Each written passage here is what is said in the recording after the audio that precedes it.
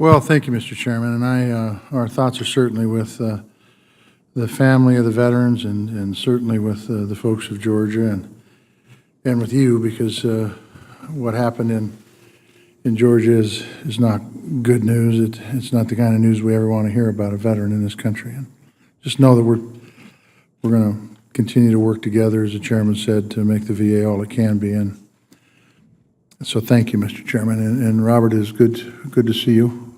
It's good to have you here today.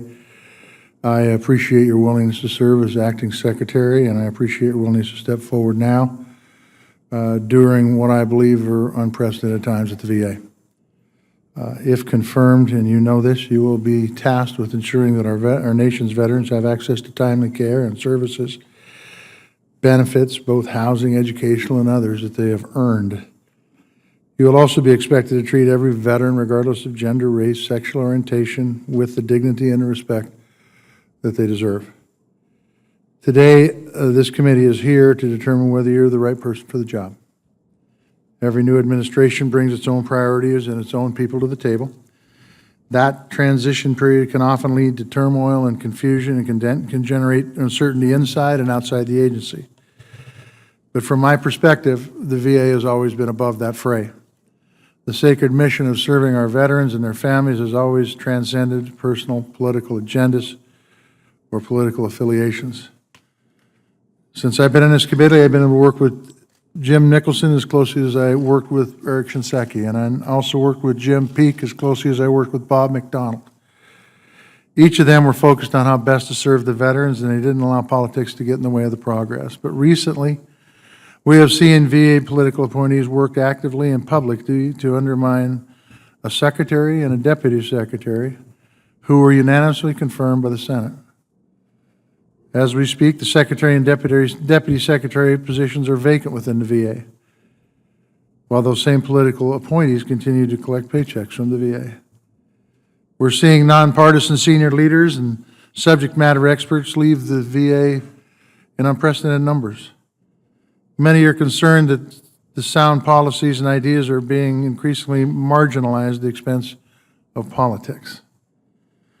We're seeing VA implement reform after reform in a manner that is inconsistent with congressional intent. We're seeing political interest groups given a seat at the table instead of veteran service organizations.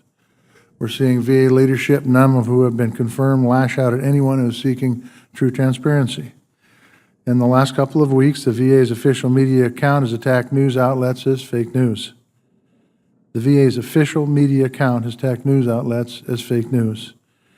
And the acting secretary has improperly claimed that the independent inspector general is his subordinate, which couldn't be further from the truth. I hope that you agree that this type of behavior undermines the VA's mission, and it does a disservice to the millions of veterans who rely upon VA services. And I hope that everyone at the VA was watching last week when the Senate voted 96-0 to reaffirm the independence of the VAIG. Federal agencies can't be trusted to police themselves. Veterans and taxpayers need to know that the VA is not above the law. So, Robert, I need to know that you are the guy who understands the VA has larger challenges ahead, and I think you do. It simply cannot afford to get weighed down by unforced errors. Veterans are counting on the VA to implement the Mission Act within the next year, and it needs to be done with more transparency than the Accountability Act. Congress has provided the VA ample time to roll out the Mission Act and to get it done and get it done right.